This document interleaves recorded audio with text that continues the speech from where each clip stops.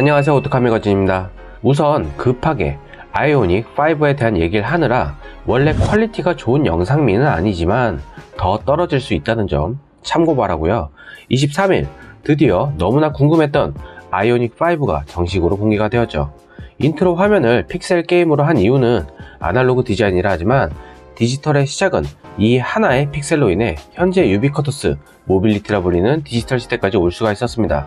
이 작은 사각형의 디지털 단위가 이렇게 세상을 바꾸듯이 현대차 역시 이 전기차 시대의 시작을 상징성이 큰 픽셀을 활용, 최소 단위로 큰 세상을 일구겠다는 포부로 파라메트릭 픽셀을 적용한 듯 하죠. 이는 뇌피셜이지만 왠지 그런 의도도 충분해 보입니다.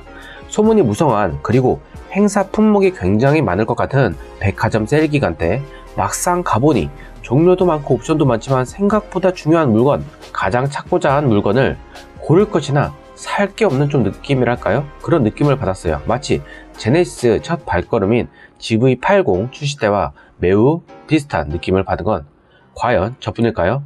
소문과 실제를 비교해보고 테슬라 모델 Y와 어떤 차이가 있을지, 그리고 아이오닉 5만의 장점이 무엇일지와 옵션을 추측될 수 있는 부분들을 짚고 넘어가보죠. 지난 제 영상인 아이오닉 5 소문을 통해 유추해볼 수 있는 기아 전기차 CV에 대해서 만든 영상이 있고, 거기서 여러가지 유추를 했는데 대표적으로 44인치로 표방되는 HUD에 대해 실제로 44인치가 장착되기 힘들 거라 했습니다.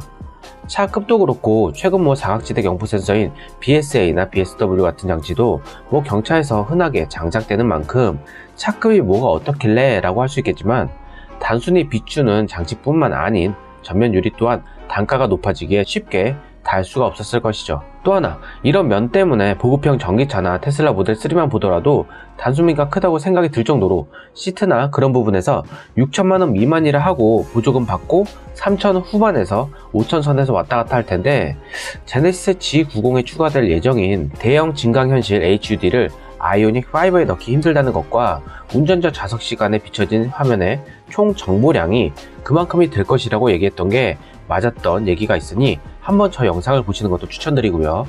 재생 목록의 카테고리는 곧 제조사별로 나눠 놓겠습니다.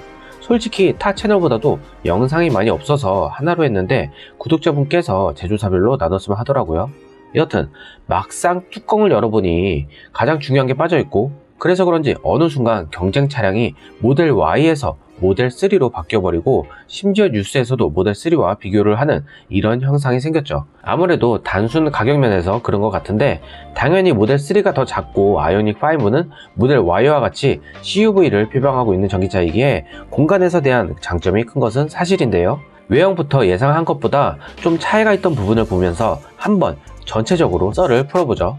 디자인 모두들 아시다시피 지금의 현대가 있게 한 포니 차량을 모티브로 한, 그래서 첫 공개 당시 포니 출시 45주년을 기념하기 위해 45를 붙였죠. 레트로 디자인 자체를 현대적으로 매우 잘 해석한 부분이 눈에 띄고, 솔직히 티저 영상이나 사진으로 봤을 때 좀 생각보다 저런 이미지였나 싶었지만 역시 현대는 실차가 훨씬 이쁜 듯 하죠. 전면 가로 일자의 헤드라이트와 막혀있는 그릴 형상이 된 부분 아래에 완만하게 떨어진 삼각형의 꼭지점 부분까지 주간 주행등 DRL에 비춰지면서 가는 라인들이 빛나며 삼각형 부분까지 다 빛이 나는 듯한 형상을 만들어내는 것이 예상외로 고급져 보이고요. 마치 캐딜락의 리릭이 그 라지에이터 그릴 테두리가 빛나는 듯한 약간 그런 형상을 모티브로 한 듯 하죠. 첫 공개 당시 저 사각형 램프 안에 자잘한 LED가 픽셀 형식으로 촘촘히 박혀 있고, 가운데 블랙 부분까지 숨겨진 다크 LED 형식으로 빛이 날 것이다, 아니면 주간주행 등의 역할로서 픽셀들이 빛날 것이다 라고 했지만, 역시 상용차다운 사각 램프 안에 픽셀 LED 적용과 그 안에 카니발에 들어갔던 프로젝션 LED 램프와 주간주행 등이 같이 방향 지시등으로 바뀌는 시퀀셜 램프까지 되어 있는 것을 알 수가 있습니다. 이 픽셀 LED는 전반적으로 디자인 겸 포인트 형상까지 다 사용되었기에 아마 많이 언급이 될 것임을 알려드리고요. 제가 말하는 것은 거의 풀옵션 사항에 대한 것이고, 공개된 범위 또한 풀옵션을 위주로 얘기하고 있다는 점 참고 바랍니다.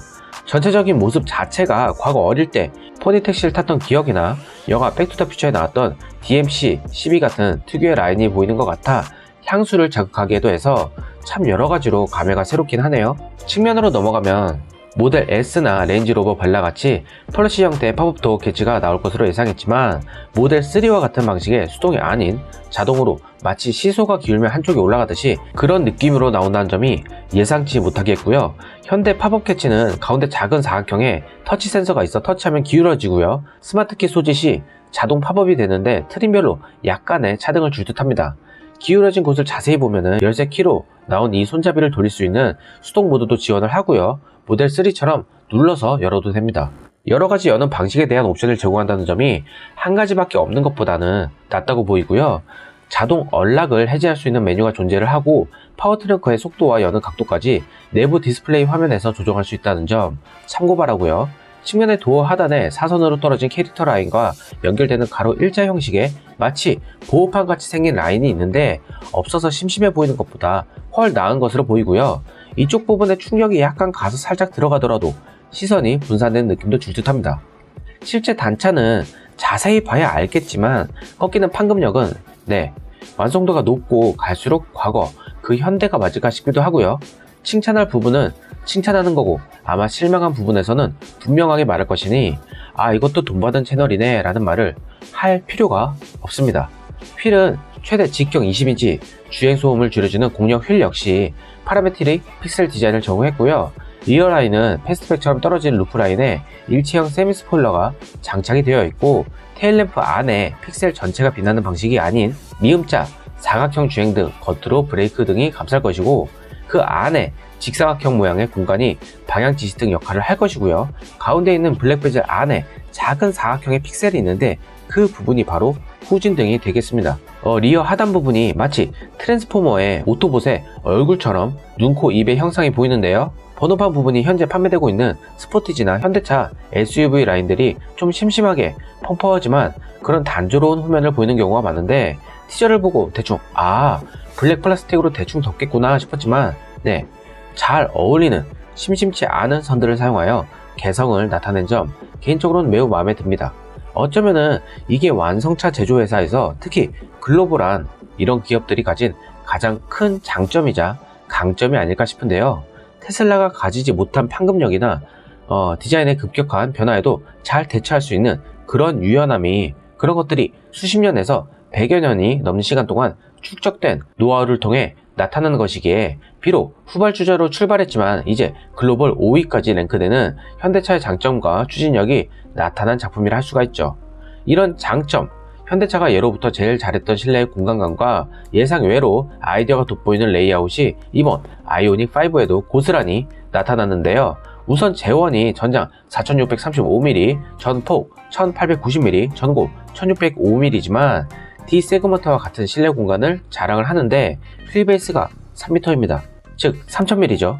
사람이 직접 앉은 모습을 보고 진짜 생각보다 실내 공간이 넓구나. 하지만 팰리세이드와 비슷한 크기라고 해도 트렁크 공간 자체가 그리 큰 사이즈가 아닌데 라고 걱정했지만 이는 기우였죠.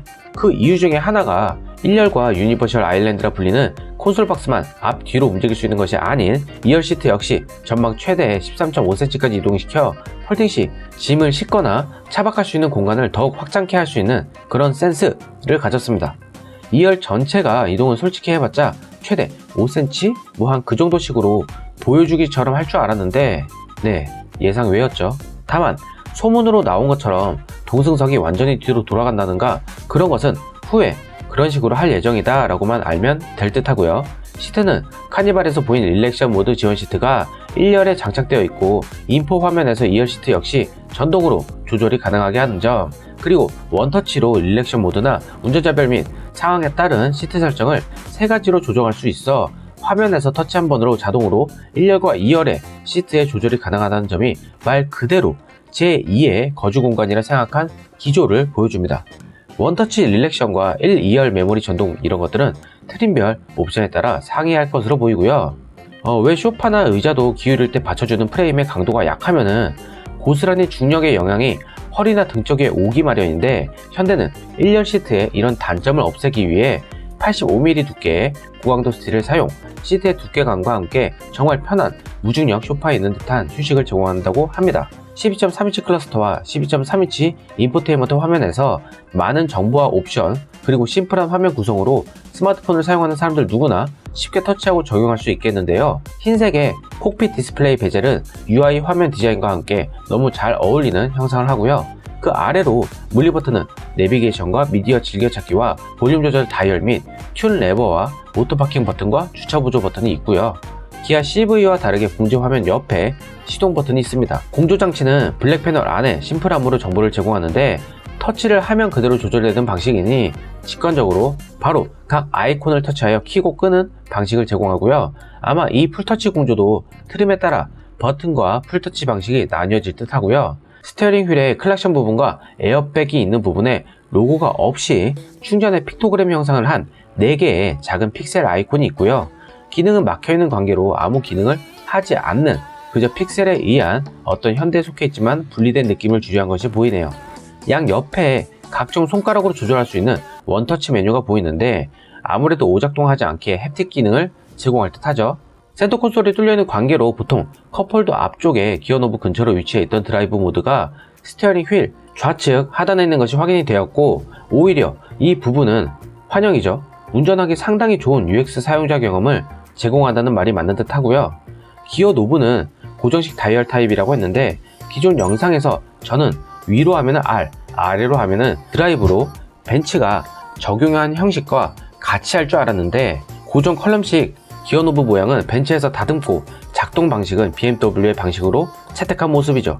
그 두 가지보다 더 세련되고 동양인의 작은 손에도 조작하기 쉬운 환경을 제공한 흔적이 보이고요. 다만 항상 처음 적용한 방식에서 오작동에 대한 대처? 소프트웨어적으로 좀 많이 부족한 모습을 보인 현대였는데 이번만큼은 팰리세이드 오작동 사태와 같은 일이 일어나지 않게 잘 로직을 짰을 거라 생각하고요. V2L 기능, 일반 가정에서 사용하는 것보다 높은 3.6kW의 소비 전력을 제공하여 야외 활동이나 캠핑 장소 등 다양한 외부 환경에서 소규모의 파티나 캠핑 시에 용이함, 그리고 차량 안에서 작고 소소한 미니 가전 제품들이 나올 듯한데요.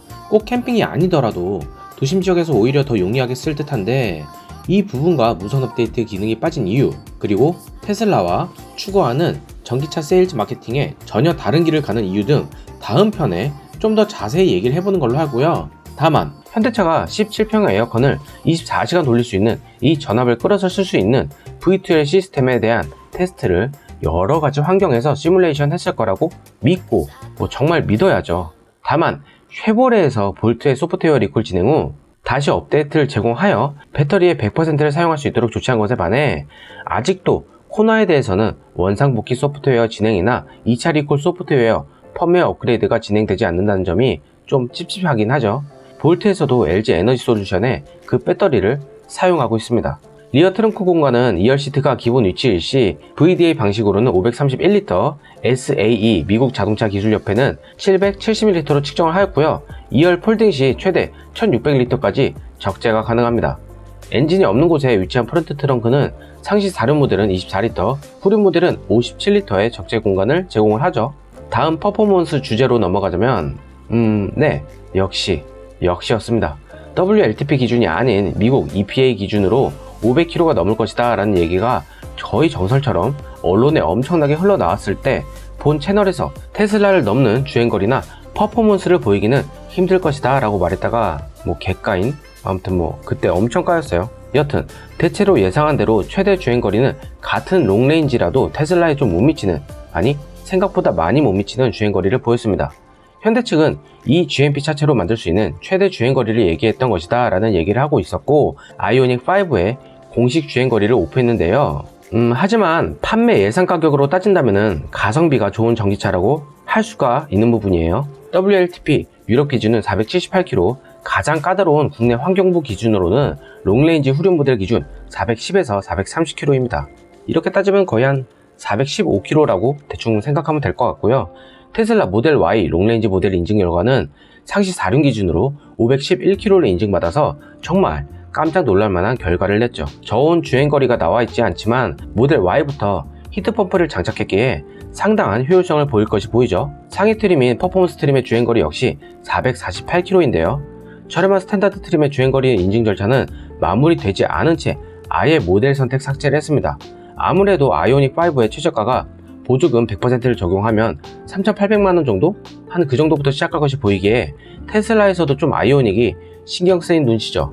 아무래도 지난 배터리 데이 때 얘기했었던 3천만원대에 괜찮은 모델을 내놓겠다라고 한 것이 현대차가 먼저 슈킹해버린 느낌이니 무언가 다시 조종하는 듯한 느낌이죠. 이미 사전 계약한 사람들에게도 스탠다드 트림은 진행이 안 된다고 한 점 참고 바라고요. 이게 아예 없앤 건지 아니면 어떤 식으로 변경이 될지는 잘 모르겠어요. 그래도 아이오닉 5 롱레인지 배터리 용량이 72.6kWh, 스탠다드 용량은 58.0kWh에 달하는데 롱레인지 주행거리가 저 정도라면은 일반 스탠다드 모델은 300km대로 마크한다는 것인데, 이 부분 때문에 기존 코나 일렉트릭 차주분들이 그냥 AS 받고 충전 조심하면서 타야겠다라는 말이 있을 정도로 상당히 실망한 부분도 있는 것 또한 사실이죠. 지금도 그 리콜 조치를 받은 후에 거의 뭐 380에서 한 400km 왔다 갔다 이런 식으로 한다니까요. 게다가 히트펌프를 적용하고 스마트 회생 시스템 2.0 버전을 갖췄다고 했음에도 예상보다 못 미치는 주행거리를 보이는데요. 이 스마트 회생 시스템 2.0은 국내에서 제공하는 교통 흐름과 내비게이션 지도 정보를 활용하여 회생 제동량을 자동으로 조절하는 거죠. 즉 정차 시에 자주 브레이크를 밟는 것보다 악셀에서 발을 떼도 순간적으로 회생 제동이 좀 강하게 일어나면서 효율성을 높이는 것 같은 방식이라고 보면 됩니다. 가장 큰 아쉬운 점은 또 한 가지 있는데, 왜 OTA 방식인 무선 업데이트 방식을 적용하지 않는지, 업데이트나 조정 마이너 업데이트 시 센터를 방문해야 하는 이 방식을 고수해야 하는 건지, 통신 시스템으로 내연기관에도 무선 내비게이션 업데이트가 적용되는 마당에 왜 이 무선 업데이트 방식을 제외했는지가 좀 너무 이해가 안 되는 부분인데요. 테슬라에서 무선 업데이트를 통해 시스템 로직과 세팅을 변경하여 주행거리와 고속주행이나 저속주행 시 불편하게 느껴졌던 주행 질감을 나름 개선시켜가고 있고요. 물론 물성의 한도 내에서죠. 현대는 혹시나 모를 사태에 대비해서 그런지 일단 업데이트나 조치가 필요한 경우 센터를 방문해야 한다는 불편함을 제공하겠다 하는 것과 같아 보입니다. 국내 통신망이 세계적으로 잘 깔려있는 와중에 본인들의 미래 강점으로 내세우고 있는 시티 모빌리티의 시작을 알리는 이 무선 업데이트를 왜 안 했는지 출시 후에 보면 알겠죠. 아이오닉 5 구동력은 마력으로 환산하면 후륜 모델은 218마력에 35.7km에 달하고 전륜의 모터를 심어서 4륜구동 시 306마력에 61.7km를 마크하죠.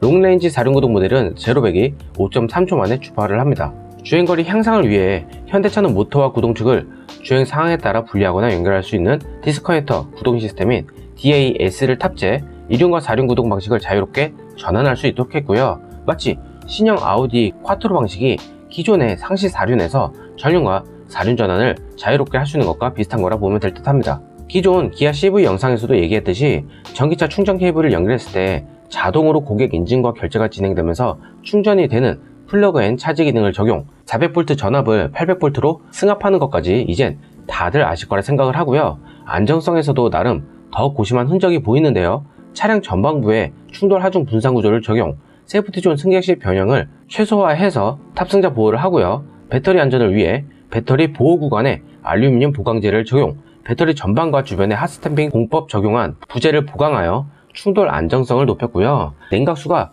혹여나 배터리에 흘러들어가는 것을 막기 위해 냉각블록 분리 구조를 적용했다는 것이 현대 측의 설명입니다. 충전 부분은 350kW급 초고속 충전 기준 5분 만에 100km 주행이 가능하고요. 18분에서 20분 충전에 약 80%까지 충전이 가능하게 했고요. 이는 유럽 기준입니다. 충전 시 테슬라처럼 자동으로 충전 덮개가 열리는 방식은 아니지만 픽셀 형상으로 충전 상황을 알 수 있게 한 점은 디자인의 통일성을 완성하는 듯한 그런 느낌이죠. 리어 쪽에 있는 충전 포트가 고속 충전이고 전면에 있는 것은 완속만 제공한다는 점 꼭 알아두시고요. 주행 안전 옵션 및 보조 시스템으로는 고속도로 주행 보조 2라고 불리는 HDA2가 현대차 최초로 적용되었고요. 이는 고속도로나 자동차 전용 도로 주행 시 방향지시 등 스위치를 조작하면 스스로 차선을 변경, 저속주행이나 정체 상황에도 근거리에서 끼어드는 차량에 대응하여 속도를 낮추는 식의 대응을 할 수가 있다는 점이죠. 제네시스는 방향지시 등을 쭉 눌러놓고 있어야 했지만 아이오닉은 방향지시 등을 실행시키는 것만으로도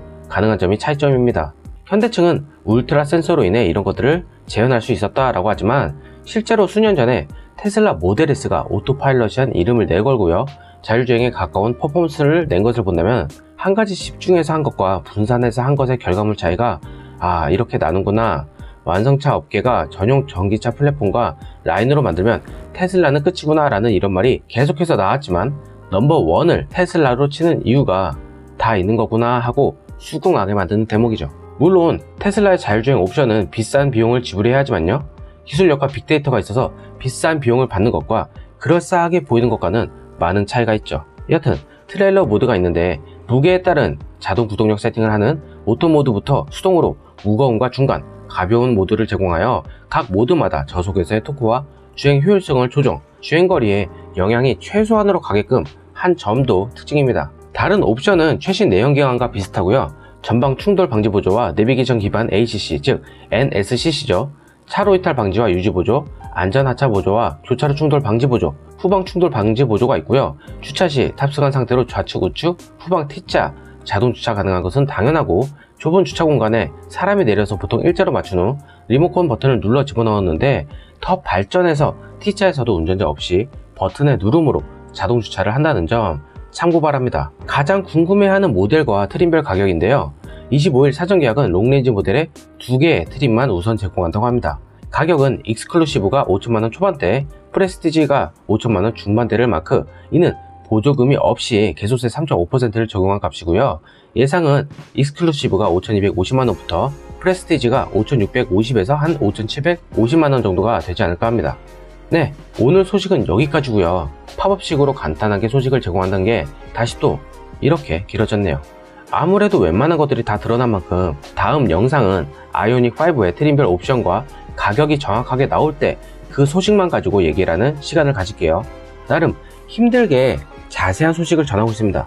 여러분들의 구독과 좋아요, 짧은 광고 시청 하나가 정말 영상 제작에 큰 힘이 된다는 점 알아달라는 게, 네, 맞아요. 맞습니다. 네, 터치와 클릭의 미학을 보여주시고요. 구독자 여러분들, 시청자분들 항상 감사합니다. 마무리 멘트는 제가 구독하고 있는 JM님 느낌 버전으로 할게요. 주류 가세요.